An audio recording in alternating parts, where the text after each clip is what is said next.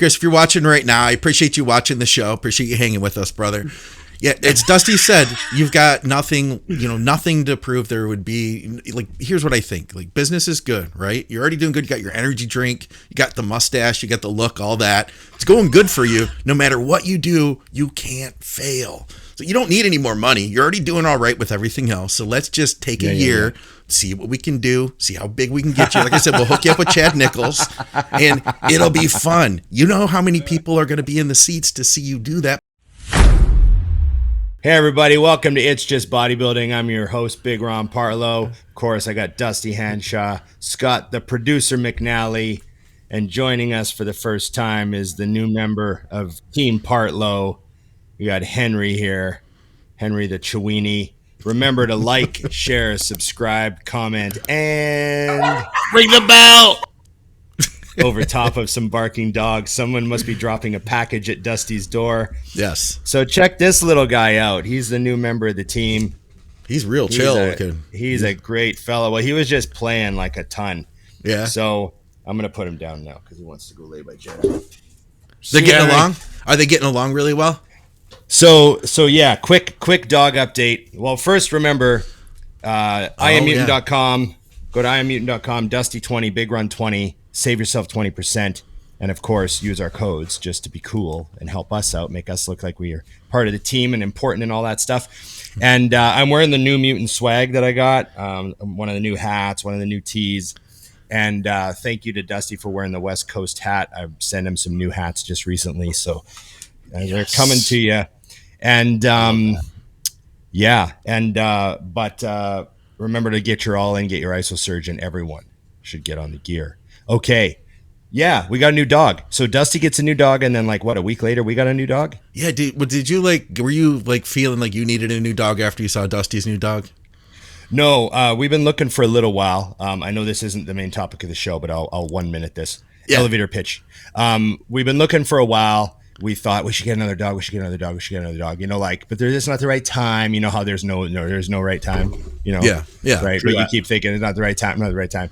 And then when Jedi went through that cancer thing and had that surgery and all that, we thought, oh, damn, we should really do this because, it's going to help. They say it helps the other dog live longer because they're happier. So we thought, let's get another dog. So I've been watching Instagram real close, all these local rescues that, the dogs come through. I've been liking every dog, like.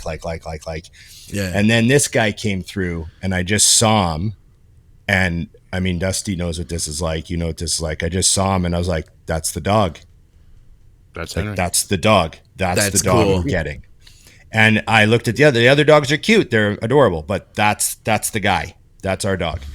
And I quickly ran home. He'd only been up for 3 hours. I sent an application. She called me the next day. She goes, hey, your application is awesome, but we already have a family that wants him. Their application was great too. So we just got to pass their home check and then he's adopted. So maybe give me a call Monday and we can talk about some of the other dogs. Yeah, you told us about that part at the end of the last show. And then you were going to go do the interview, right? Like those people didn't work out, right?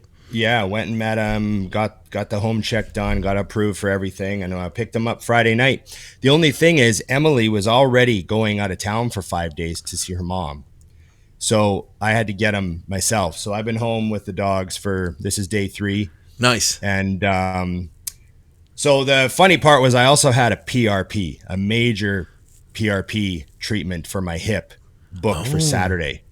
And I couldn't change it. I didn't want to change it. So I drove down there and I got my hip just loaded with PRP. Blasted. 4 different injections. I got my hip capsule, my labrum, my psoas tendon, and my sartorius tendon injected with PRP because they were guarding so badly that they were super inflamed and a little bit messed up. And so I just got the full max dose treatment. And I was pretty crippled on Saturday, man, because that triggers a lot of inflammation, right? PRP, that's the whole point, is it triggers, it causes a bunch of inflammation to cause a healing process to really kick. So I was pretty messed up Saturday, limping around, walking 2 dogs in the park, limping around. And then all day Sunday, limping around with 2 dogs. Today I'm a lot better, but Emily gets home soon. So yeah, back to normal. Going to go train chest tonight, get back in the gym, all that stuff. So hopefully my hip really takes a leap forward in the next 2 to 3 weeks. That's the goal. Yeah. Yeah. Keep us posted on that. I want to ask you more about that too, because I bet a lot of our listeners would be interested to hear about it. Yeah. Yeah. I had to laugh because I was talking to Ron yesterday, and he's like, my hip is so messed up. He goes, I can't even defend myself. If like a 120-pound crackhead would attack me, I'm done. Yeah, I'd get robbed by anybody.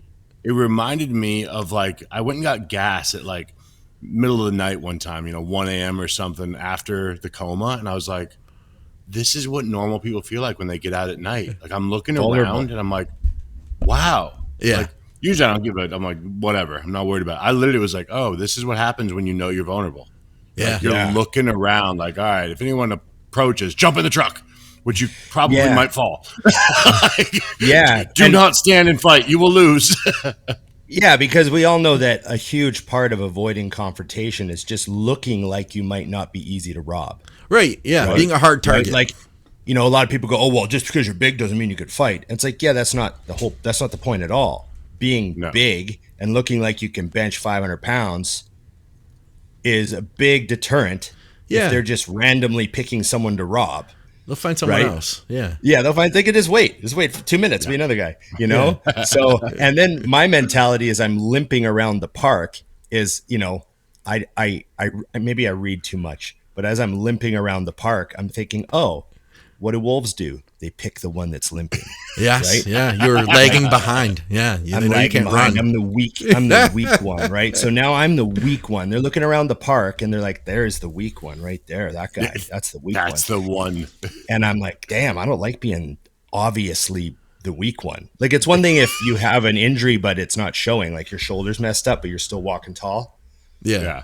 You dragging your leg. Like that's evolutionary shit. Like you're getting picked off. You know what I mean?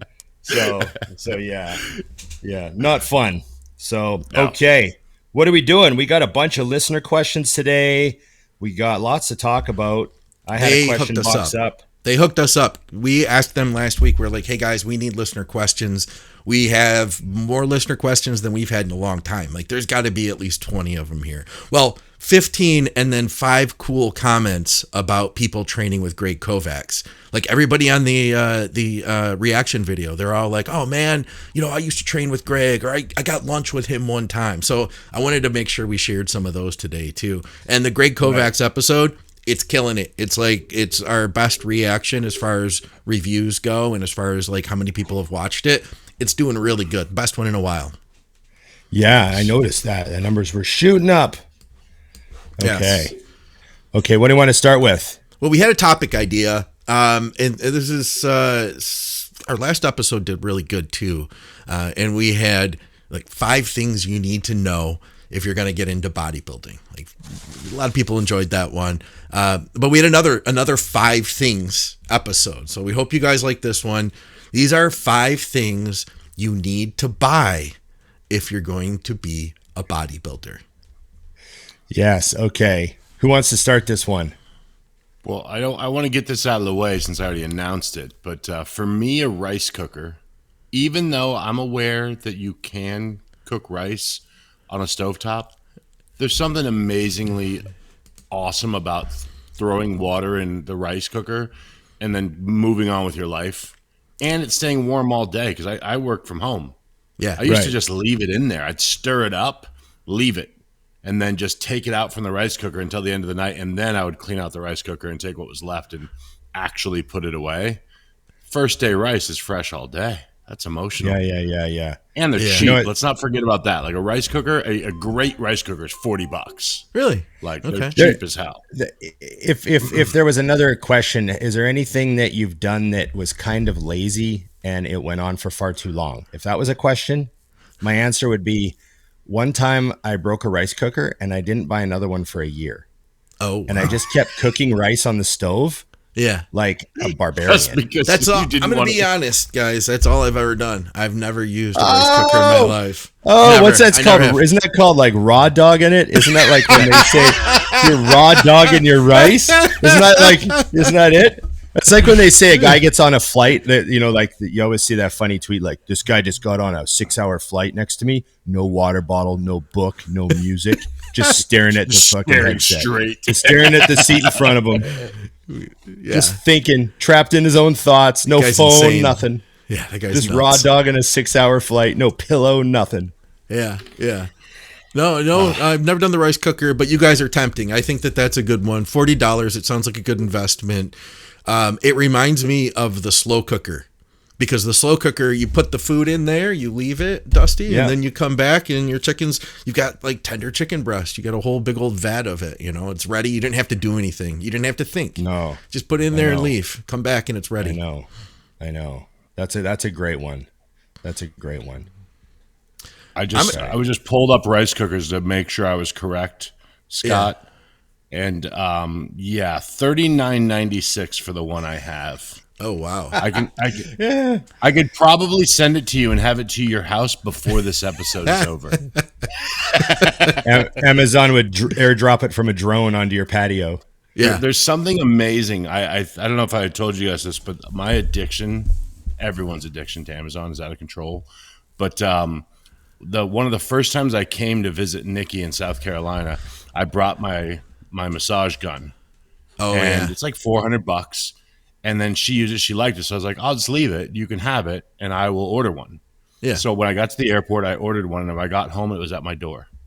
Oh, yeah. Like on the flight. I was like, being in Arizona where they have an actual plant is awesome. Right. Because there's a big warehouse right there. Yeah. I ordered from the airport and it beat me home. I was like, oh, there it is. Good. I can use this tonight. I've gotten stuff same day before too. If I ordered super early, like 8 a.m, I realize I'm out of something. Yeah. And then I come home from the gym at 7 o'clock and it's leaning against my little mailbox. I'm like, oh, boom. Sweet. There it is. Pretty nice. I'm going to say, and I see people do this. I've been guilty of this too. When you go through a transitional period, get rid of all your crappy dishes and get some good glass lock top. Yeah. Yes. Tupperware dishes or whatever brand Those are you nice. want. I always call them Tupperware because I grew up calling them Tupperware, but like not even whatever brand. It doesn't matter what brand. But it's all Tupperware. Yeah. Yeah. Like get some good quality lock top. None of this like just push on top. You got to have the snaps. Clip. Nice big deep dish glass ones. Yeah. That's when you know you've leveled up. You know? Yeah, and get them all the same size, so it doesn't matter what lid. You're not like searching through the cupboard. I used to have a box of lids and a box of all these different size dishes when I was younger and broker. Where's the lid for the blue one? I can't find the lid for the blue one. You know, you're digging through, you're late for work and you're trying to pack a meal and you're trying to match a lid. And I just clear that shit out, redo that area of your life. Yes, true. Perfectly aligned. And that's serious, life-changing. Like if you're doing it, you don't realize it, how great it is. But if you're not doing it and then you do it, you'll be like, oh my God. Yeah. You nailed it on the size too, because one of my early mistakes was like, oh, this is such a good deal. I buy this set. Oh no. Well, the set just means there's 3 in there that you use and 27 taking up space in your cupboard. No sets. Yeah. No sets. Individual, go check them out. There's a store in Scottsdale that was literally called the Container Store. Oh yeah. I just went in when I got into it. I was like, checked them, looked back. I'm like, these are the one. I'll take 8 of these and just good to go. Yeah. No use for sets. I know the weird sized ones. They just get randomly used by Emily for like the occasional thing. Right. In the fridge. Right. I'm like, you using that dish? That dish got used. Wow. Yeah, I feel good about that. I'm like, oh God, thankfully Victoria used that for something, you know, because otherwise it's just literally sat in there for a decade before she came into my life, you know. Yes, yeah, Very can't valid. be good dishes, man. I know. Yeah. What about this one, guys? Like, how important is it to have a tripod and a light? We've never talked about check-in pictures before here, I don't think. I was a little slow on the uptake there. I'm like, we haven't? Oh, God. Yeah. I was like, damn, I swear we did. Yeah, seriously, So good. I feel like being able to, even if you don't have a coach, being able to consistently document your progress, just have that set up in the same place, stand in the same place. And I know I've said this a few times, I triggered and I him. don't mean to have 100 to times. say it again, but you don't have to put the button in your mouth. You can use a timer. The button in the mouth, it drives me crazy. I get it from almost every client I have. We've had people, I didn't know what it was at first either. I thought the same thing. People commented and they're like, why is it that everybody has those black mouth guards in?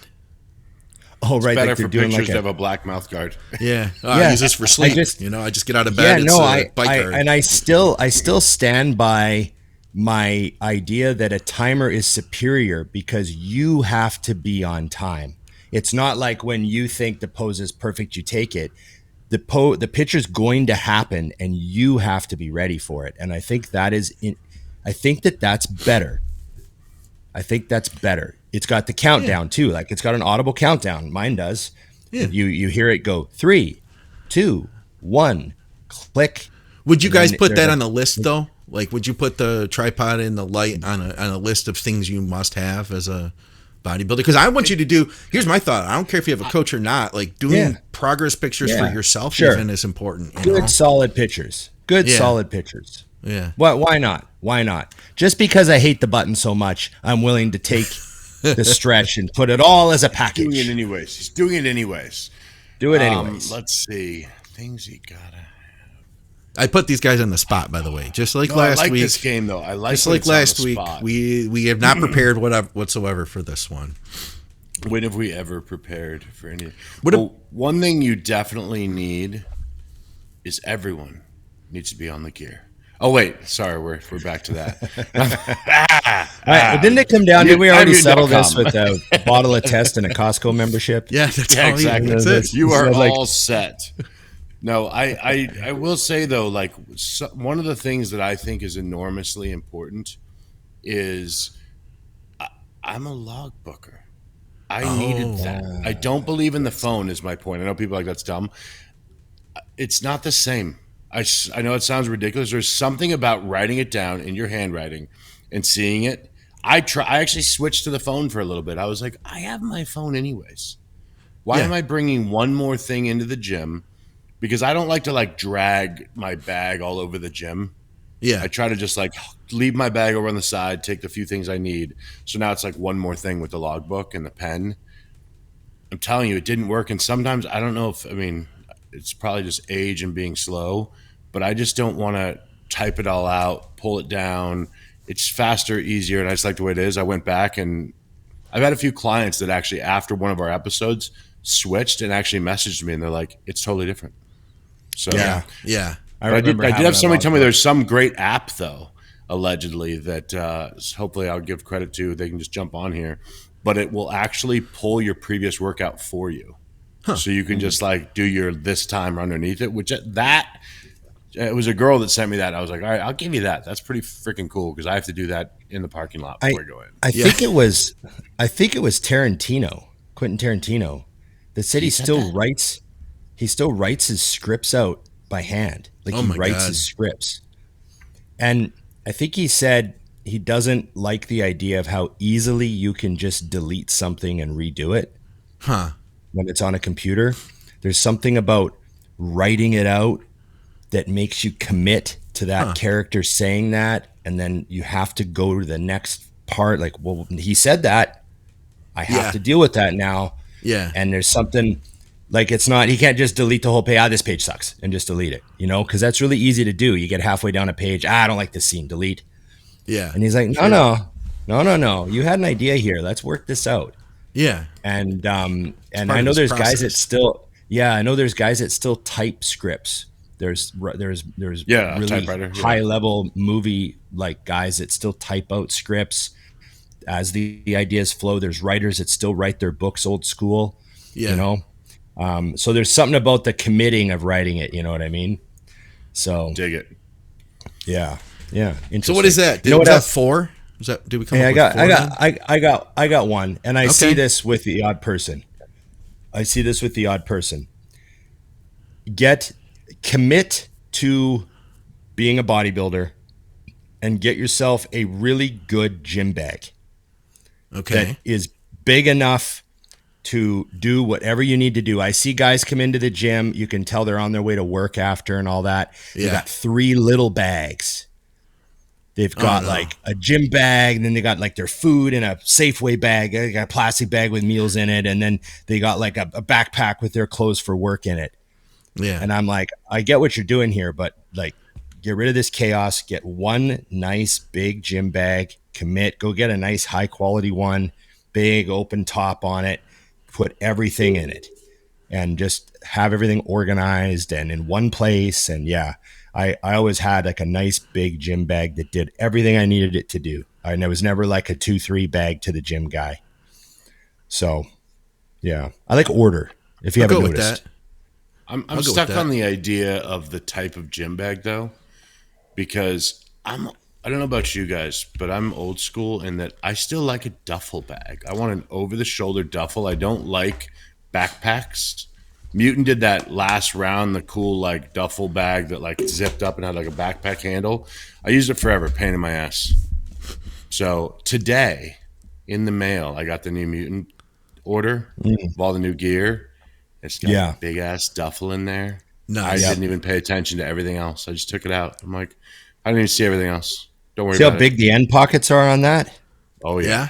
The end pockets are like extended. Like, you know, the end pockets on a typical gym bag? Yeah. Yeah. They're like super deep. I'm like, oh, yes. Like you could fit multiple 1 liter shakers in there if you had to. Are these available? Like, can you buy them Soon. soon? Not Soon. yet. All right. Very soon. All right. Yeah. I was about to go to the website and check them out. No, this is a preemptive. Actually, Ron is drinking out of a shaker cup that's also not available currently. Yeah. Brand new shaker cup. Ooh. There we go. Born hardcore. Is that a bigger shaker cup too? Because it looks. I don't know if it's the angle, the I think lens, it's or 1 what. liter. Okay. Yeah, those are liters. The majority of what we have are liters now. They made a couple smaller ones this round, Yeah. but Yeah. I only use the liters. Yeah. I don't know. I like those. Yeah. It's a must. Can I Sorry add for in- derailing. Can I add in? I'll add in a sixth thing that you must have if you're bodybuilding and dieting is G. Hughes barbecue sauce. I'm gonna go out there and I'm gonna say you're gonna need it if you're gonna be dieting. You should try that out. You only get 1 bottle. You can't have like a bottle a day. You make that bottle last. You only use 1 serving at a time. Maybe Right. 2. Yeah. Maybe 2. Maybe There you 2. go. Definitely 2. 1 is not the serving Yeah. size that they do in the States is comical. I'm like, that's just so you can get that number down because nobody's gonna use 1 tablespoon of barbecue sauce. Yeah, I thought about it. I'm Right. like, no, 10 I'm not ounces using of the chicken. Yeah, I'm not using. I like when serving. people read the label and they're like, look, it only has 1 calorie. I'm like, Yeah. check out the serving size. It's like 2 drops. Yeah. it's like a teaspoon. Yeah. Teaspoon. Okay. What else All we right. got, Scott? I think that was like 6, so we're good there. Yeah. We did have a lot of listener questions here. What's that, Ron? I got some good ones that people asked me, but let's do a listener question first. Okay, so I'm just gonna start out with something that's like a little bit easier here, a little bit fun. If you could travel in time and compete any bodybuilding legend at Mr. Olympia, I think he means like against any bodybuilding legend at the Mr. Olympia, past or present, who would it be and why? Gary Scott, because I might have a chance. Larry Scott? Larry Scott, Yeah. yeah. I was just going to say I'd go back to like the Frank Zane days and maybe try to win one. The biggest thing we've ever seen. I would go to the 98 Olympia just to really help people understand how little weight matters in bodybuilding. Because I would Right. probably be the heaviest guy on that stage. Yes. Probably. There might have been a couple, but I definitely would have placed dead last. So That's that'd funny. be good. I want to help people out a little bit with that perception. Right, because Ronnie was like 240, Flex Wheeler was like 232, like or two. I don't think people 235. even understand that though. Like Yeah, Ronnie at 240. Like, no. My mom. Yeah. When I look back at that, like, if somebody said, like, what does he weigh here? You're saying 280. Yeah. Oh yeah, I mean, yeah. asinine. That was my favorite Olympia because it was like the first one I actually saw. It was before I was even into bodybuilding, and I didn't even really understand. I knew the players, but I didn't know that Ronnie kind of came out of nowhere. but it was so awesome because he was, to me, as somebody who didn't know what I was looking at, he was the best by far. Yeah. I'm like, yeah. oh, that's good. All So right. yeah, I'd go there and get my ass kicked. I like the wording of this one, and I don't know if we can really give him an answer, but he says, please answer this question. The people have to know how to master the gym grunt. Yeah. I mean, is that something you like cultivate, or is it just something that happens? You know what I mean? Maybe she's It born has to with be. It has to be organic and natural to a degree, and that's why when some people, I don't know if this is just me because I have like a gauge, but some people can make noise in the gym, and I'm like, oh yeah, and then other people make noise in the gym, and I'm like, shut up.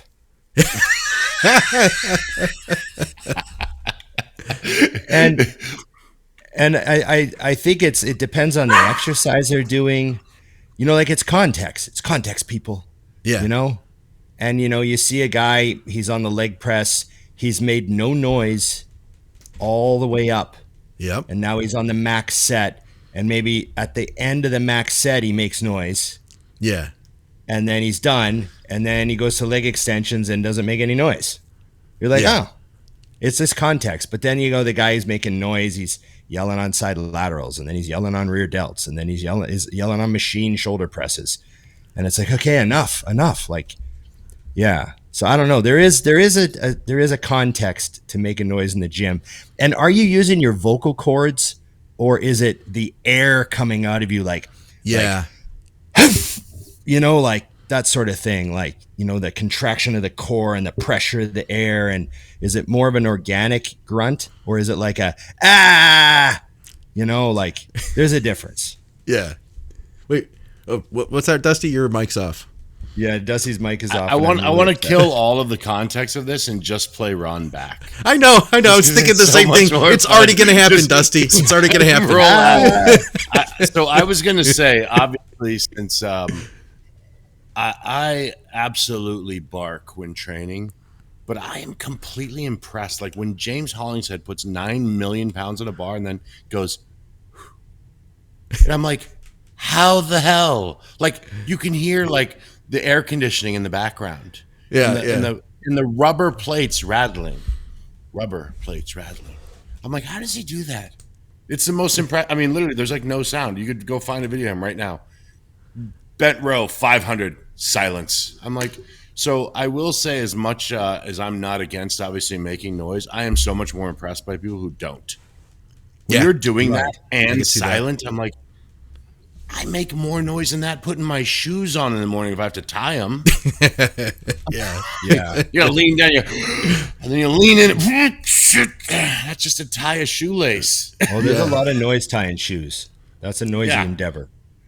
Yeah, I want to see James. Since I know you're going to watch this, I want a video of you tying your laces. Can you do it silently? Yeah, microphone really close too. So I think I started making more noise training at the home gym because I just became like, you can do whatever you want, you know, and I just didn't think about it. So I wasn't being as like aware, you know, you don't have to be aware of like other people around you kind of thing. And I noticed I started making more noise. So that's one thing. But I will say this, there was one time that, and it was at West Coast Iron, that I was embarrassed of having made noise. Dusty, you guys were shooting video, all right? I couldn't really train. I wasn't really in a good place to train when I'd come out there to visit you guys when they were doing the Mutant Mansion and stuff at that time. I got a couple sets in with Dusty though. You were doing a chest press. I can't remember what machine that was, but he's like, yeah, hop in. So I get in and I'm doing the chest press with him. And Dusty left us. It was a story for him. I'm still here. I still you're still there. Out. I got the ear in. You're good. Are you Chest letting press. the dog out and the door's right there? Is that how that? Yeah. It's a lot going on. There's a lizard outside, and Harvey has got to hunt him. But the story was that basically, I mean, it was heavyweight for me, and I made the kind of noise I would make in my basement, and like nobody really, I didn't think anybody would care, but it was kind of quiet in the gym.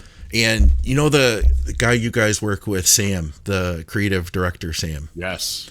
He was doing something, And he immediately was like, whoa, like, who was that? And he kind of like jumped and looked sideways. And I was like, oh, maybe I wasn't supposed to make that much of noise.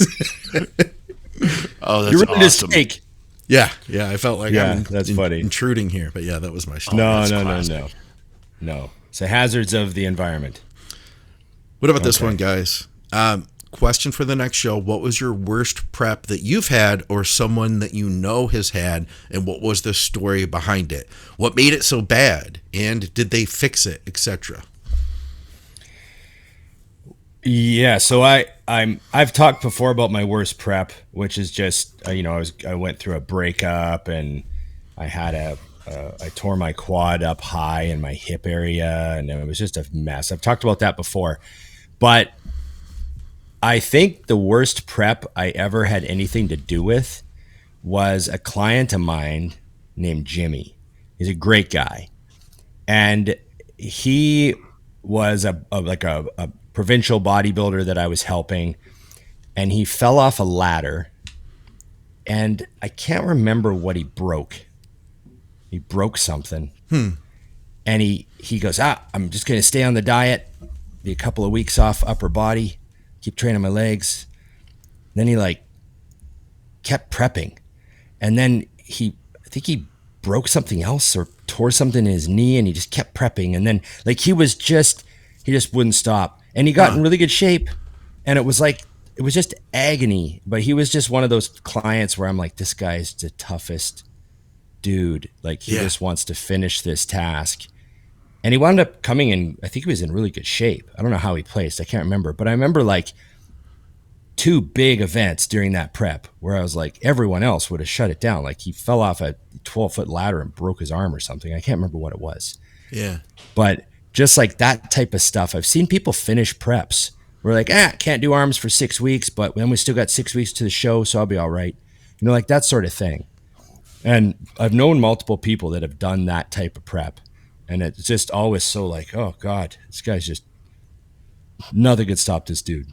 Yeah. Not necessarily saying it's the smartest idea if you're trying to win a show, but just the commitment. No, I committed to do this show. I want to get in the best shape I can. It's just another obstacle. That sort of mentality, Yeah. So, I love the mentality. Yeah. Me too. I was going to say the same thing that you did, Ron, but more as a service announcement for anyone else, which is if your life is a mess, do not prep. Right. Like, right. You want to tell people that. Yeah. But sometimes they're just like, it sounds crazy, but I've had 2 occasions in my life where one time it was all background noise in my head and it went fine. But I was using the prep as a distraction from life. Yeah. The prep went great and I did awesome. Yeah. But literally backstage, like I got off stage, sat down to put my pants on and said, I need to handle this part of my life. Like it immediately came back.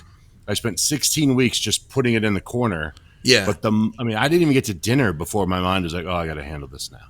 Like, that's a thing. I think a lot of people use bodybuilding or preps as avoidance.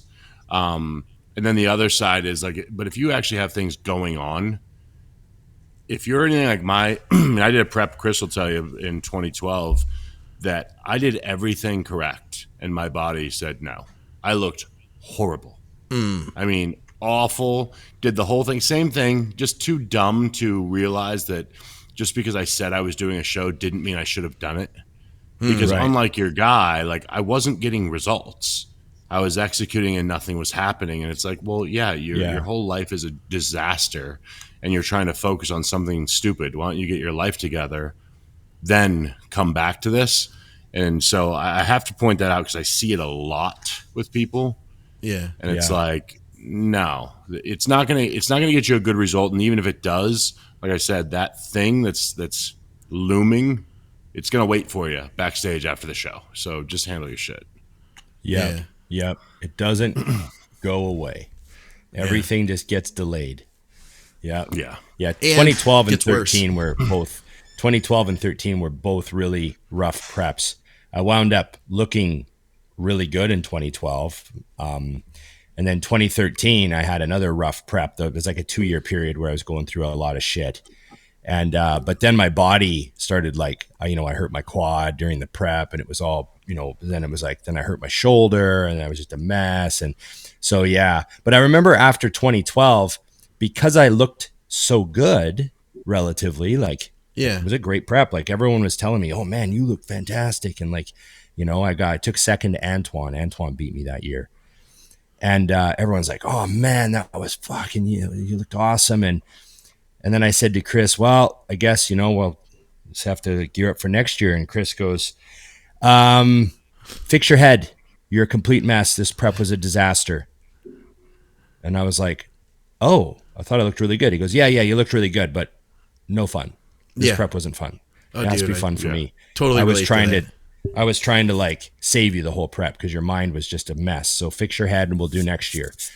And the following year, my head was a bit better, but my body was falling apart. So it was like 2 years in a row. It was rough,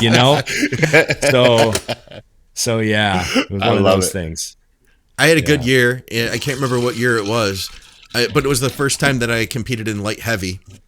And then the guy that helped me with my dieting, he was like, yeah, well, if you're going to do the Michigan, which was like 7 weeks later, he was like, let's have you get down to middleweight now.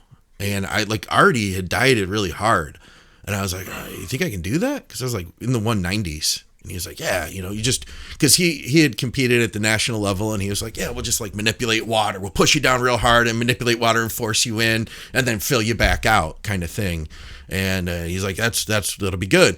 I couldn't hang. Like I didn't stick to the diet. And it ended up in that 7. And then from there, the show got changed. So it got like pushed back an extra week. And it's like, I was already really depleted, and I did the show anyway, but I didn't really follow the diet the way I should have. And I didn't look my best.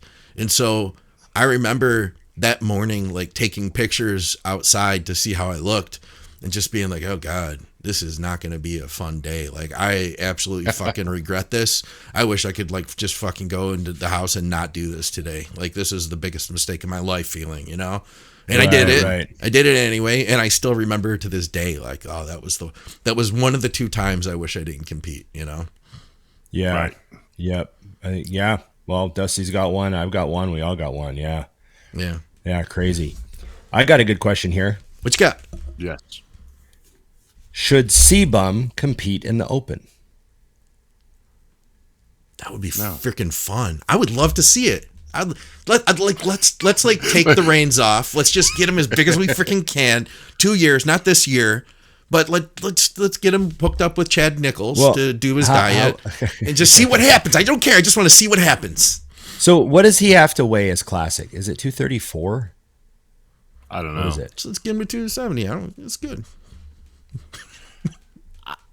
I guess the funny thing is when somebody asks that, there's two options. One, as a fan, Scott, you do what Scott just did. And then if you're me and you think from a form of a business, you're like, why?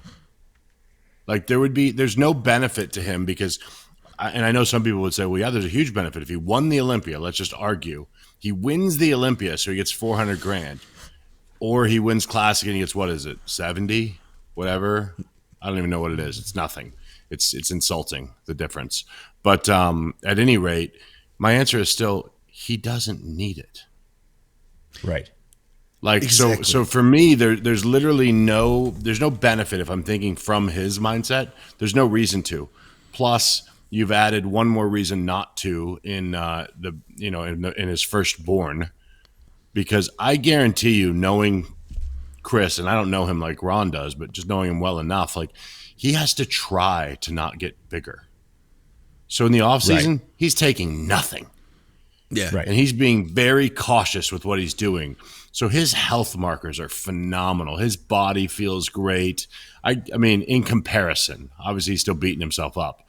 But yeah, there's no way outside of a fan point of view that he would do that.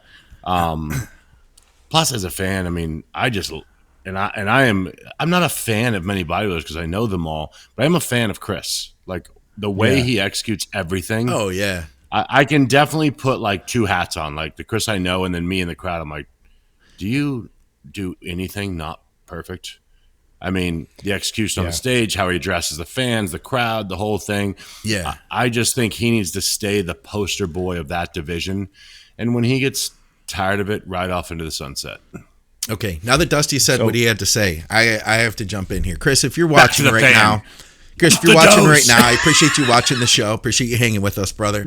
Yeah, it's Dusty said, you've got nothing to prove there would be. Like, here's what I think. Like, business is good, right? You're already doing good. You got your energy drink. You got the mustache. You got the look, all that. It's going good for you. No matter what you do, you can't fail. So you don't need any more money. You're already doing all right with everything else. So let's just take a year, see what we can do, see how big we can get you. Like I said, we'll hook you up with Chad Nichols, and it'll be fun. You know how many people are going to be in the seats to see you do that. Plus, who knows? You might inspire people to get back into bodybuilding.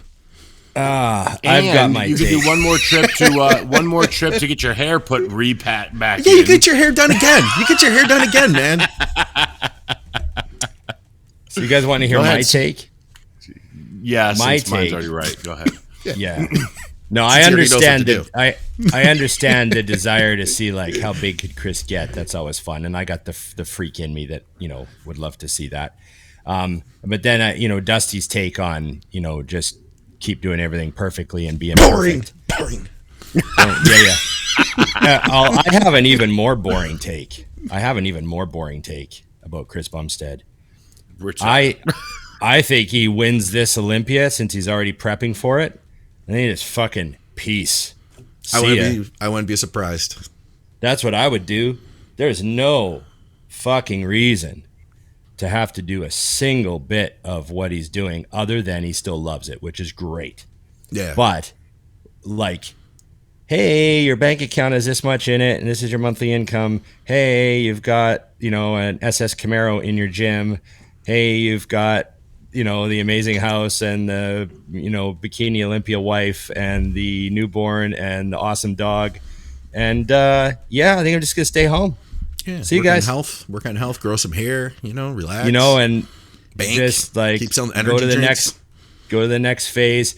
He could show up at the Olympia completely natural and have the longest lineup. Yeah. And live till and he's also of the generation that's going to catch the next wave of health stuff. So he's probably going to, by the time they're all engineered with that shit and he's 50, they're probably going to have everyone live until they're 120. Yeah. So Chris has a long life. Chris literally with the advances in health. How old's Chris now? 30 something? Is he 30? I don't know. How old is he? I can't remember. I think he's been 22 the whole time to me. He's like 25 like or Bart something Simpson. like that. Yeah. Stays the same age, right? So he could literally live another 100 years if you think about the medical tech that's doing this.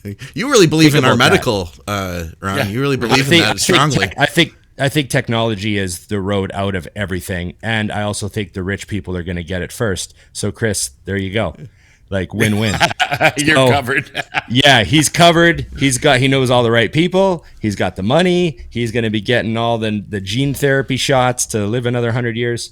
And he's got enough money to just sit on the couch and pet his dog and raise his kids and stuff. And I'd win one more, give one more amazing speech that makes half the crowd cry, and then just see ya. That's what I do. With all that technology. You have to admit that one thing that's hard is stepping away. That's the one thing people don't realize is like when hockey ended for me and I had played at a good enough level, just be in front of a decent amount of people and things like that, coming to bodybuilding was a huge step down. There was no rush like that. And then when you get, and then when you train a certain way, you get some of it back. There's a level. And then when I got done with that, it became hard again because I'm like, well, what do I do if I stop doing this? I mean, so it is tricky because you have to reformulate your mind. I mean, like I was just telling Nikki the other day, even though I've let things back down some, the only way I can ever really shrink is to stop training like a bodybuilder at all. Yeah. Because I can't go into a gym and accept that, well, I'm just going to deadlift 4 plates today. Because I'm going to stay smaller. Like I have to do something totally different because if not, I mean, It's exactly what's already happened. I'm like, well, I mean, I should probably see if I can get to 7 again. Why? Yeah. Right. Yeah. I don't know. Why not? I just think, I see Chris training legs with Alex Hormozy the other day, and I'm like, oh, he could just team up with Alex and make another $100 million doing something. He could just move his focus over to, he's training legs with Alex Hormozy, who's probably got whose phone number is in his phone. Everyone's. Like everyone. Like he just, what do you want to make? Oh, you want to get 1 million of them made? Oh yeah, we get that done cheap. Oh, we'll just throw them on. Oh yeah, I'll get a website done by noon. Boom, boom, boom. There we go. Yeah. Money coming in. Like he could just do that. You know what I mean? So the connections he has, the life he's built, the network he's got is just absolutely mental. And he could do anything. So I just think that, he could do 10 more things just as good as he's done with classic bodybuilding. Oh yeah. Like from his 35th birthday to 45th birthday, he could literally make his career so far look like a warm up. Like if you know what I mean? He could he that's could what Arnold did. He could be a billionaire. If Kim Kardashian can be a billionaire, Chris Bumstead. Oh, that's totally different. Billionaire. Her videos are way better. I'm sorry. She had a sex tape. Way off base. You were Chris way might have off to do a base. sex tape. Now you're Chris did a reaching. sex tape. Listen, I think he's a handsome man. Okay. Yeah. All right. So I in forgot closing, about the sex tape. That's a big boost. That's the first half. Yeah. In closing, we all agree that Chris should up the dose and do the Open Olympia. All right. Yes. Yeah. Yes. Ram a test. Like coming up. Ron said, they're going to have new kidneys for you by the time you need one. You just Yeah, he There doesn't you make it go. careful. What am I worried about? Yeah. Tear loose. Okay. I have another question. All right. Yes, yours are great. These are fun. Okay. have Would you twisted be followers. friends? This is from my friend Nicole. Would you be friends with your 20-year-old self Oh, God, no. and vice versa? Dusty, you get in so much trouble with yourself. I would try to keep myself out of trouble. That's a good point. My old, anyways. Yes. Your current self would try to keep Yeah. your 20-year-old self out of trouble. Yeah. Yeah, that's a good But then point. again, And let's- you let's have to admit also- when you look back. Oh, dude, the Let's also memories. establish that this won't affect you. It's not like a time travel problem. No We don't butterfly have Yeah, that. you're just effect. hanging Yeah. out. You just be friends with your 20-year-old self. Yeah. Yeah. I think I could have advanced some of my early entrepreneurial things that we can't talk about here. I think I could have done them better. They had a larger target audience. Why go to the parties to distribute? Anyways, Basically, you'd be in prison now. I'm just saying I could have made more money. Right. Yes. Definitely. Okay. So you would, Dusty. You would hang out with your absolutely. 20-year-old self. I was if you fun. met your 20-year-old self was still playing hockey, right? No, I was done. But you were just done. I still had the arrogance. Hockey hair? Oh, I arrogance. had that too, but I had the arrogance that rolled with it. So yeah, it was Okay. a fun time. I don't know that my old self would be friends with me though. 'Cause I'm boring. Yeah. Like I think right. he would be like, "Go away, old guy." So tough. Okay. What about you, Scott? I like Dusty's angle that I could kind of hopefully give some good advice to my younger self. But as far as people I would enjoy spending time with, no, I don't have a lot in common with that guy anymore. Right. It'd get boring. It'd be like, what am I Bit going of to a do? shithead. Yeah, what am I going to do hanging out with this kid? Well, So- Ron, My 20-year-old self was like full on hardcore Dorian Yates fan bodybuilding. Oh, yeah. So I could easily go eat with that kid. Do a workout and just go a little lighter, maybe.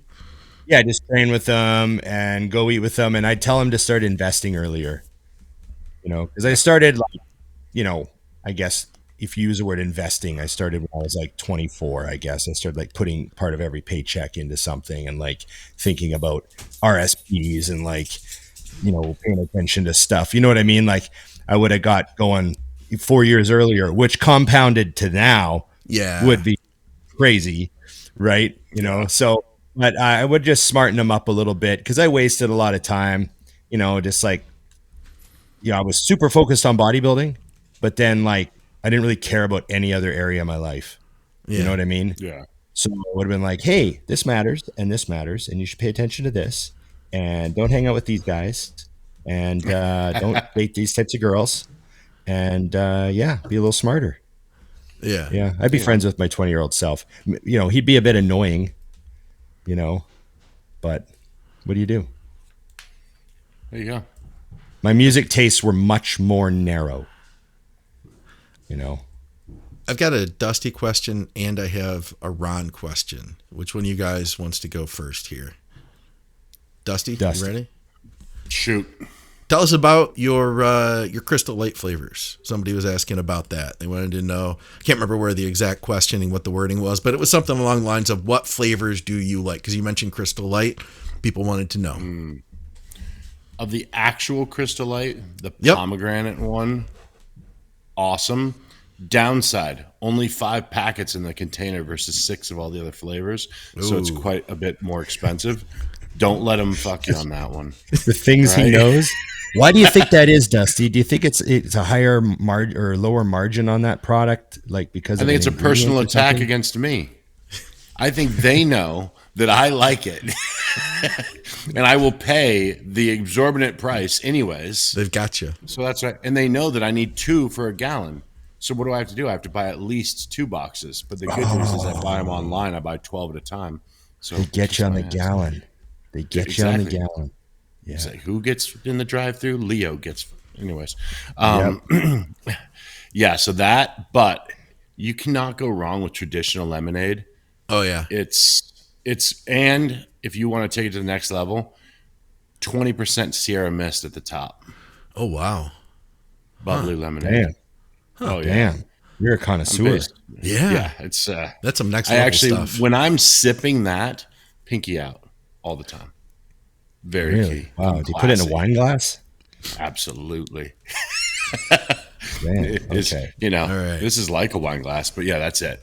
Then we had this Those are one for important. Ron. This one was for Puts Ron. it in a wine shaker. Yeah. It's got a lid He's on got it. a plastic champagne shaker that like looks like okay. Yeah. How about this one? Ron, did you watch Trailer Park Boys back in the early 2000s when it first aired? Oh, absolutely. I'm Canadian. Yeah. And just so everybody knows, every Canadian has watched Trailer Park Boys at least a little bit. It's like asking someone if they've seen The Simpsons. Yeah. Yeah. It's like even if you've never sat down and watched an episode of The Simpsons, if you're Canadian and you're just flipping channels, you stopped on Trailer Park Boys and you're like, what the fuck is this? Yeah. And you watched a little bit of it. And I have to admit, like, I wasn't like a super fan of the Trailer Park Boys or anything, but I was a real fan of what they did and how they did it. And I thought it was awesome. You know what I mean? Like I wasn't fully bought in. Like I didn't watch all fucking, what'd they do? 15 seasons or something by the time that I don't even know. But I did watch it and I watched the show evolve and Right. I sat with many bowls of food and it was the only thing on TV. So I'd stop on it and just be like, oh, I want to watch these idiots. And, you know, we watch them do their thing. And I watched the show evolve. I watched it go from super low budget, like local cable show. And then, Yeah. you know, Comedy Central gets a hold of it and starts shooting money into it. And everything gets a little bit more, the production goes up and all that stuff, you know, and I watched them become stars and kind of tour the country doing their in-person act. And, you know, Bubbles comes out on stage with his acoustic guitar at like Canadian award shows and does a song. And like the characters became larger than life. And, you know, like I watched the show evolve and I really got to give those guys credit because they just went all in. We're going to make this work. And it really is an awesome story. I've seen like, there's some documentaries kind of done on like what happened, like how was that done and what did they do? And, you know, all that sort of stuff. And I'm really happy when I meet Americans that have seen it and are even better. Yeah. Even better when I meet Americans that are like into it and they watch it. Like they know way more than me just by default. Right. So yeah, it's a great show and it's a caricature of guys I knew. Like I know those are East Coast rednecks, they call them. Yeah. Yeah. Like, you know, the East Coast rednecks, but I knew some of those guys growing up in Alberta. They were just an Alberta version of those guys. I knew those guys too. Everyone knew some of those guys growing up, and it's hilarious. It's a hilarious I knew show. the Michigan version of those guys. Didn't you know somebody who went to Bubbles' house or something like that? Yeah. My friend actually, he was living in Nova Scotia for a while, and he actually got to know Bubbles. And of course, Bubbles doesn't wear those glasses in real life. Yeah. Right. He's a normal guy, and he talks with a normal voice, right? Which is like hard to believe. But they wound up going over to his house one time. He like had people over to his house, and he's got like a huge theater room in his basement. But when you go down the stairs, it says above the stairs, Sunnyvale drive-through. Right? That's awesome. Because it's Sunnyvale Trailer Park, right? It's a Sunnyvale drive-through, and you go downstairs into his theater room, and he's like playing movies, and of course, there's a bong going around. Of course, there's like the weed's real. They don't use prop weed on that show. It's real weed, real Canadian hydro being smoked on Trailer Park Boys at all times. Yeah, So yeah. But what a great show. And like some of the actors too, like the actor that plays Mr. Leahy, that alcoholic trailer park manager, just, like he's a long time Canadian actor. He's been in a lot of stuff. He did a lot of theater. I believe that's his story. I think I might be confusing him with another character, but yeah, just really interesting, Everyone's going to Google it now. Yeah. It's such a good show. I loved it. What about go steal some barbecues? James had one for us from Patreon, and he said, what are your guys' thoughts on 1.5 rep scheme when training for hypertrophy? And then he explains what the 1.5 reps are. He says, supposedly causes more time under tension, which is more preferable for hypertrophy. Could it be potentially better just to go until you feel the contraction, or even just before the relaxing point of a full range of motion? Okay, so what was that last part again? What do we think of 1.5 reps? And then basically, like, I think what he's trying to say is, like, would you be better off? So he says it's under like a time under tension thing. Would you be better off doing a full range of motion and basically not getting to the relaxing point and immediately going back into the negative? Well, I mean, I don't know. You're kind of splitting hairs here. I do know that there's a lot of research now about how important the stretch load is. We've talked about this before. So when you're doing 1.5 reps, you're still getting a good stretch load on the 1 rep and the half rep. Yeah. Yep. You're still like, you might go, I don't know if you're counting it, every 1.5 as 1 rep or whatever, but it's all about the bottom half of the rep where the stretch is technically more important. So you're getting a lot of that in your set. And I mean, it sort of comes down to some of those things like, does something feel good to do? Does it motivate you? Is it fun? If it's those things and it's productive, then there's a double thumbs up. You know what I mean? So I don't really have anything against it, but I mean, I don't see why you wouldn't just want to standardize everything and do normal reps. But we do know that the stretch is the most important part. And I wouldn't go like, he uses the term relax. I wouldn't is he talking about like lowering the bar on your chest and then like actually relaxing? Because I would never do that. Yeah, I think he's talking about like at the top of a squat where you're no longer squatting and now the muscles, you just kind of lock out and you're standing, basically. Right. I always sort of just think like that's reserved for extending the set. Yeah. So like, if you're trying to get 10 and you get to 7 and the 7th rep goes up pretty damn slow, then that's when you use a lockout and you take a couple breaths and then you grind out the last 3 one at a time and you fight your way to 10. That's what I use a lockout for. Yeah. But you try to keep constant tension as much as you can. That's how I always do it, because you're trying to standardize everything. So it's the same every workout. So you can measure your progress, If you lock out on every rep one workout and then the next workout you don't, you can't compare the sets. You can't compare the rep number. So Right. I would really try to I'm just big on standardizing things and doing them exactly the same as the week before or the workout before where you did that exercise or whatever. Yeah. So, you can use all that stuff. Like I said, man, I mean, if something's fun and it's hard, uh, eh, like No, why I'm not? okay with it. Yeah, I think that that's the the big takeaway. Like I always looked at those as more an intensifier, Yeah. much like tossing in a rest pause versus a drop set versus a superset. So I used to do them occasionally. Kind of a hack I squat thing, wouldn't. aren't they? The Yeah, one and a I half. wouldn't say I used to do them on Smith squats a lot. Okay. Yeah, that'd be But great for for him. me, it was, and I didn't mean to do it, but now in hindsight, early on in my career, I think I just chased things that were really hard to do. And I don't regret it because it did make it easier to do the standardized things at the highest level later. Making a habit out of looking for things that are hard to do in the gym, both mentally and physically, I think pays off down the line because there is a difference. And you guys both know this, that some people who listening think they know but may not, is there's a big difference between being done and your brain thinking it's done.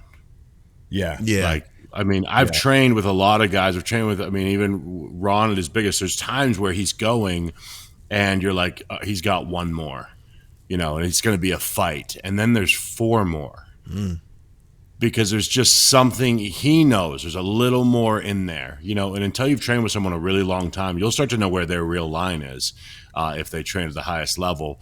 A lot of people put it down earlier than they think. And I do think that spending some time just doing things that are brutally hard will help you find the difference, Yeah. between gassed and like truly done. Because you'll see it. I see it a lot of times when people fail. They're like, "Oh, I failed." I'm like, "No, you didn't. You decided to fail. I watched it. Yeah. You went down, you went up a quarter of the way, and then and it just all of a sudden all of your strength was gone." It's like, Yeah.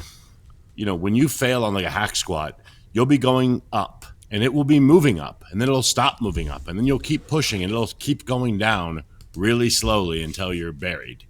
It's it's not a light switch. So but those are fun to do, like you said, Ron, but I agree with you 100%. You can't really measure them, which bothers me, because even if somebody goes, well, I just do them every time I do them, I go up.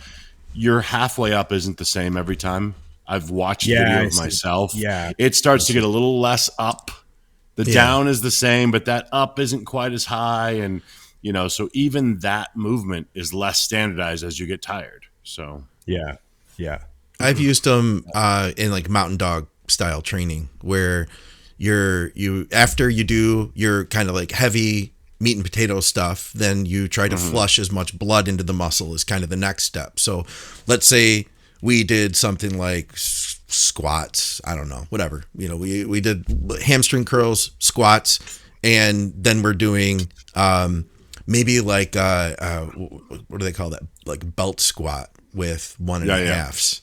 Yeah, like 1.5s on a belt squat, where we've already done something that was like really brutally heavy and hard, and now the next step is like trying to flush as much blood as possible, and you can kind of like sit down into it. So like with that squat, I feel like I'm getting more adductor and more hamstring. You know what I'm saying? Like kind of sitting into the bottom with a little bit wider stance. I might use it for something like that. But I agree. I couldn't imagine you, Dusty, lifting the heaviest thing you've ever done and then trying to do a 1.5 with it. Like it wouldn't make sense, Right. Yeah. Not my jam. That was a younger thing. I got one here. It's what is a very important lesson that you think you've learned from bodybuilding in general? And can you give an example of the last time you used it in life? I have actually I don't know how well I can apply it directly with myself, but bodybuilding is kind of what we just talked about. It's very hard, and you put yourself through a lot of chosen pain in the gym, soreness days after the gym, things like that. And when I got into getting tattoos, when I go get a tattoo, it hurts, but it's not crazy. You know what I mean? And it didn't really click on me that it's because of the fact I've gotten used to pain until my oldest daughter went and got a tattoo. She's never done any of that. And I think that the tattoo was the most painful thing she had ever experienced in her life. And it was like watching her get her ass kicked and not doing anything about it. Oh, man. Yeah. I mean, it was brutal to watch. I mean, and you're sitting there going, yeah. You're over soon. Yeah, it'll be cool. You got like two and a half hours left. No big deal. But it did. It really, it was something I realized during that. I said, oh, everything is, it's based on what you know. So if you've put yourself in a much harder position than that many, many times, it's both the pain is manageable, but to your mind, you're able to go, all right, this is going to suck for a while. And then you're fine. You just embrace it. And everyone that I know who has done things like that, when they get into something like a tattoo or anything like that, it's kind of the same thing. I mean, I fell asleep one time when my tattoo artist was working on me, and he laughed at me. He's like, that's never happened before. And then about 2 months later, I got a text, and he goes, it just happened again. Someone fell asleep in my chair. And I was like, oh, do I know him? He goes, yeah, Matt Kafora. And I'm like, of course, my training partner. So I do think that has something to do with it directly from bodybuilding. Yeah, that's a good one. It is. I had 2 this weekend that are very similar. I had the PRP on Saturday, and I mean, I was telling people like I'm crippled, but just because I was trying to, like, I was limping, like bad limping. Like I said, I looked like a wounded gazelle. Like I was like slow old man walking around, right? And when I got up out of the chair, I'd like stand up and kind of lean on something for a second because my hip flexor is like all inflamed from being injected, and stand up and get all straightened out. Oh, fuck. And then I'd like cripple across the floor. So I was telling people like I'm crippled. Like I'm like, it's like I could feel my heartbeat in my hip. Pump, pump, pump. Pump, right? And people are like, oh, do you need anything? I'm like, no, I'm fine. I just got to walk the dogs a bunch of times. I'm fine. I'm like, do you need me to come walk the dogs? I'm like, no, I'm good.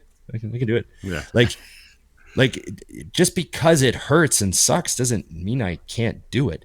Like, you know what I mean? And Emily was like all worried about me. And I'm like, I shouldn't have told people it hurts so much, because I was just trying to demonstrate, like, how do you tell someone like, that it hurt a lot? It was like an 8 out of 10.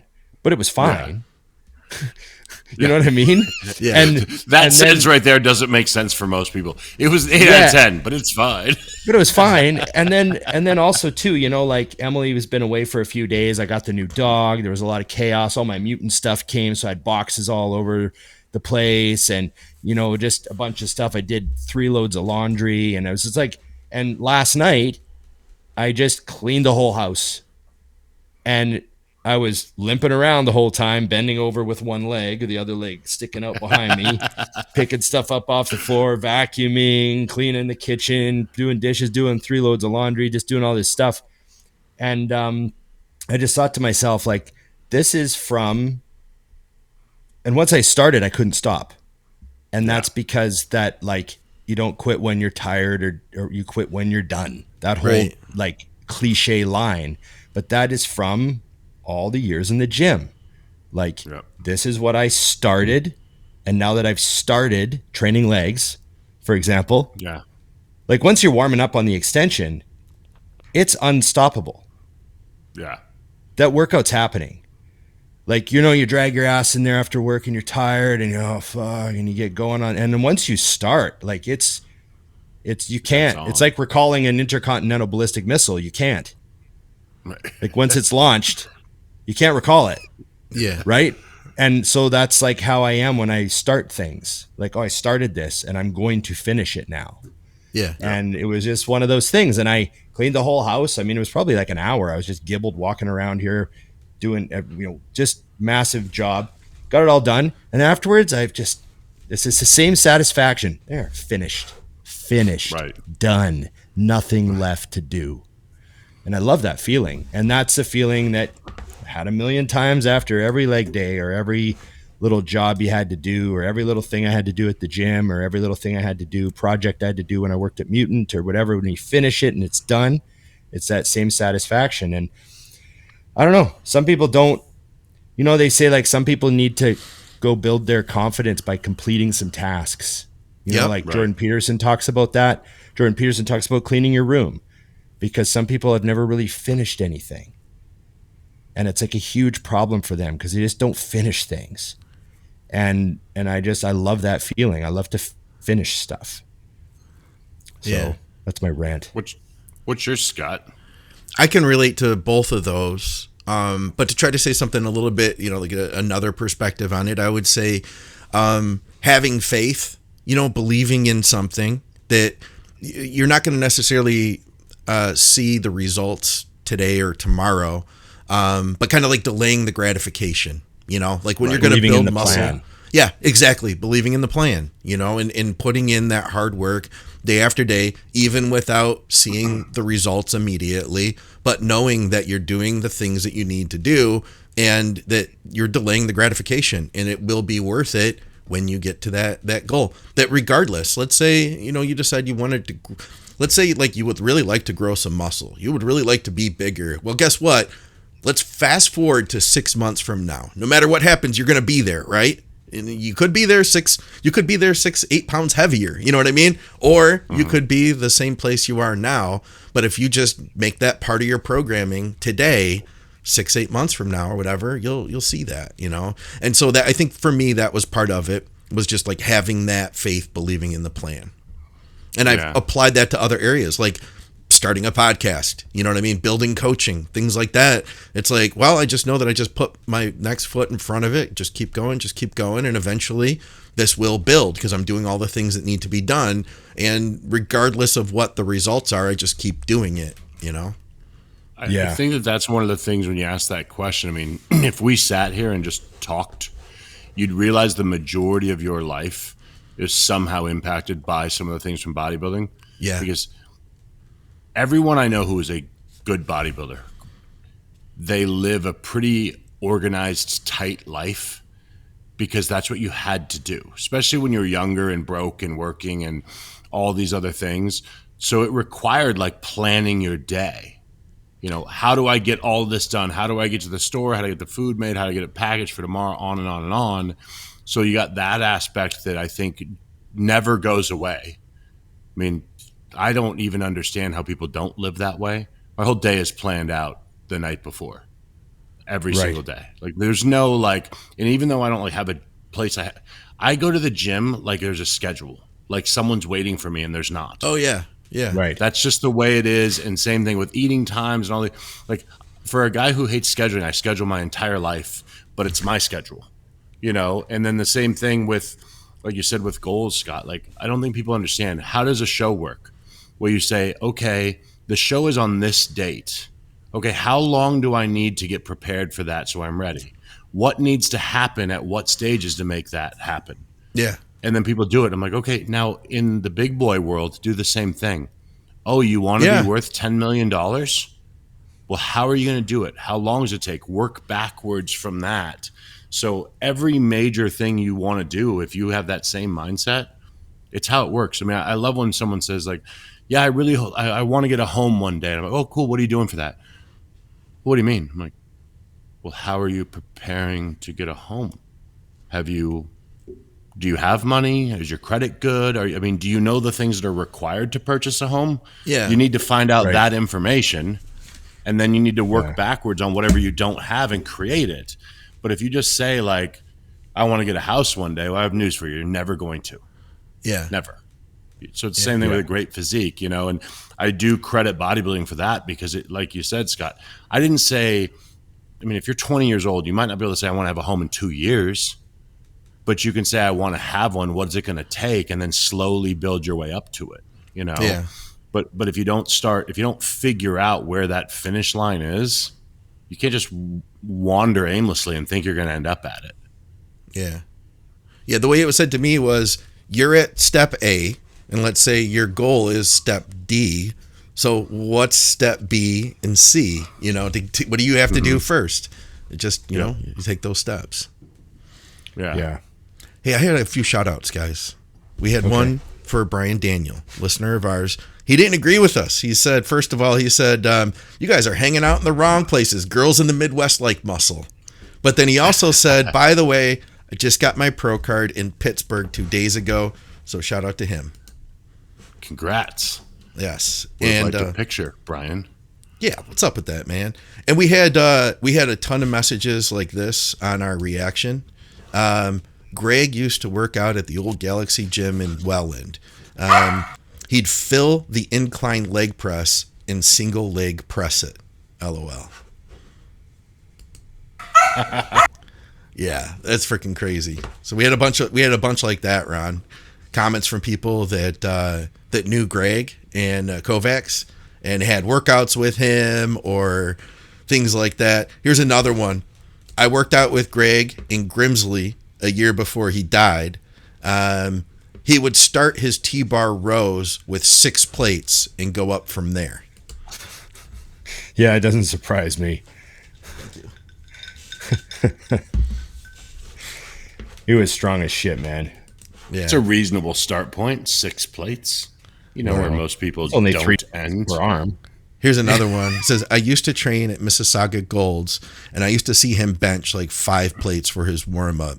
I also had lunch with him at Buffet King next door, and they say that, you know what they say about the food he would consume. It is true.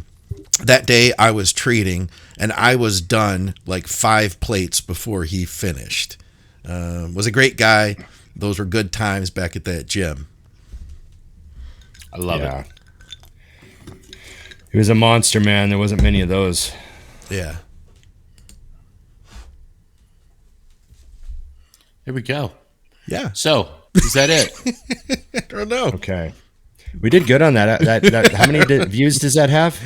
It was like going on 8K 24 hours later. Yeah, fucking rolled hard, man. Thanks to everyone that checked it out. I had one more. I like doing those. Those are fun. One more shout out. You guys check this out. Oh wow. Nice. So I got this in the mail the other day with this really nice card, and this is from Duke and Stephanie. Oh, that's amazing. Awesome. Yeah, from the Powerful Rascal. They sent this over for our audio listeners. It's a picture of my dog who's no longer with us, and it says, "No longer by my side, but forever in my heart." So I wanted to say thank you to them. That was really sweet. Yeah, like totally unexpected. So thank you very much. That is awesome. Yep. That's great. Yep. You know, it's been fun. I wasn't even thinking of how many people in our building were going to be excited about our new dog. Oh, no kidding. I love it. Yeah. So I come home Friday night with a new dog, and and then Saturday I was kind of laying around all day. Walked him 4 times, and every time I took him out, I'd run into and the neighbors all knew his name already. Like they're all talking amongst themselves. They're like, "Oh, is this Henry?" I'm like, "Oh, I haven't even told anybody. You already know his." Like they're all talking about it. Saw the building manager this morning when I went down. He's like, "Oh, I've been waiting to meet him." And everyone's like, and then yesterday I'm sitting here eating. Someone knocks on the door and nobody knocks on my door. Like, that's weird for someone to knock on my door. I'm like, what the fuck? So, it takes me like 2 minutes to get up. I'm like, oh God. I'm limping across the floor. The dogs are barking. So I pick both of them up, open the door. It's my neighbor. He's got a gift for Henry. It's like, oh, we know you got a new dog, so we brought you a gift. It's a card and a new toy and all this. Oh my gosh, you guys are awesome. That's amazing. Thank you. But it's just I didn't think that the building was going to be so excited about it. So I'm living in a great dog-friendly building, so it's been a lot of fun so far. I feel like Henry's got a hell of a story to throw back to his boys. He's like, started here, now I'm on the 23rd floor. Overlooking the town. I mean, it's kind of I put a picture of him up, and I used that song, the theme from the Jeffersons. Right? I thought you were going to use Deluxe apartment in the sky. You know that one? Yeah. Moving on up. Yeah. What is he I again? thought you could go with started from the bottom, but now we're here. I mean, right. Yeah, he's a Chiweenie. Yeah. So I can't help but Chihuahua smile when you Dash say Hound. that. I can't help but Yeah. smile when you say Chiweenie. I just wanted And you you to say can it again. see, you can see the Chihuahua, and you can see the Dachshund in him. Like his body's a little longer, Yeah. and he's got the floppy Dachshund ears. He doesn't have Chihuahua ears, right? Yeah. And you could kind of see the Dachshund in him, but he's still a Chihuahua. He's a really cool looking dog. So, and man, is he a sporty. Yeah. He's sporty. He can jump and run, and wow, he's tearing around this place. So it was great. Jedi spent 2 days kind of looking at him out of the corner of his eye. Yeah. Like, you just visiting, that sort of thing. Like Yeah, he does yeah. when we babysit another dog, he'll maybe play with his toy and growl a bit. Get away from me. Yeah. And then this morning they went crazy and they started playing. Now they're friends. And they started sprinting around the place in circles and chasing each other and wrestling around and pulling on toys together. And I was like, okay, here we go. This is going to work out just fine. Yeah. So, yeah, it's all good. People who don't have dogs, they're just the best. And what was that question? Do y'all have to have beards to be on this podcast? Yeah, somebody said that. Somebody on the reaction, they're like, "Is it a mandatory for the 3 hosts to have beards?" No, but the dogs are. The dogs are. Yeah, the dogs are. I had one question for Dusty. Yeah. What's the number one thing? Did I ask you this already? What's the number one thing you've learned since you added the dog?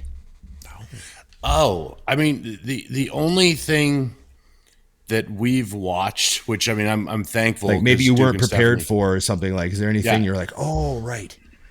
No, the only thing that we had to pay attention to, with which Duke and Stephanie helped us with, was just you had to kind of purposely keep Nova a little bit back down a little bit so the two could get comfortable. So like for the first few days, we actually didn't let her get on the couch.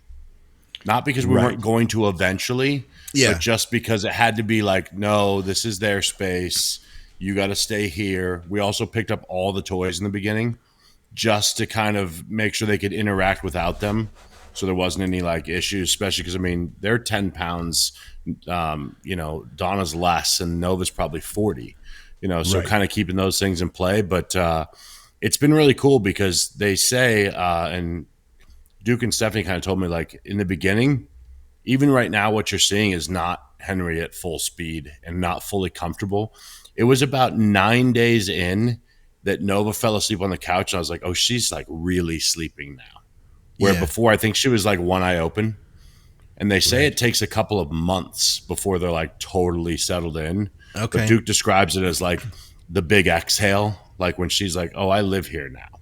Yeah. That's been established for sure because they're a lot more comfortable now. And Donna, my little one, was the one that gave her the hardest time. Oh yeah, like she was very like wanted to let her know who the boss was. Yeah, and now she'll like walk up face to face to her and check on her real quick. And then leave, which is hysterical because Donna's like reaching up and Nova has to reach down for that to take place. But that was a big thing because it was tough, when you're watching because you can't communicate with them. Right. And you're like, I'm like, don't worry, girl, they'll let you in eventually, but it's going to take a minute, They're like a gang, I was like, are you guys going to have to take her out? Like, does she have to do some bad shit to get in or what's happening? Yeah. The thing I noticed about him is when I picked him up, I looked at his actual papers. Yeah. And he was taken off the street in LA on June 21st. He was from LA. So it hasn't. Yeah, he's from Los Angeles. A dog catcher pulled him out of a kind of one of those ditch ravine things, Yeah. Mm-hmm. He's probably in rough shape then. Yeah, he was like, it says on the intake papers that he was like filthy with no tag, no chip, no collar, nothing. Yeah. But he hasn't even been off the streets for a month. I mean, that was June 20th. And I mean, what's the date today? Is it July 21st? So it's been barely a month. July 22nd today? What is it? Yeah. It wasn't even a month when we got him. So the first time I put a bowl of food in front of him, he just ate the whole thing. Boom. Yeah. And Jedi's used to just like leaving his food and grazing on it, right? So now we got to take Jedi's bowl and put it up if he's not eating. Yeah. He's going to have to learn to eat all in one go. He's going to have to learn to like eat his meal, right? So that we're trying to, that'll come. But there's a lot of fun stuff that is going to happen. So I'll keep you guys posted. That's cool. Yes. Okay. The listeners too. Okay. Remember, like, share, subscribe, comment, and Ring the bell. yes. And remember, IamMutant.com, 20% off with Dusty20, Big Ron 20. Get your all in, get your mind fuck. And everyone should get on the gear. Remember, think big Patreon. Keep the producer homed. Thanks guys. To all the Patreon people. We appreciate you. And keep checking it out. And thanks for watching the Reacts videos and everything. And for now, it's just bodybuilding.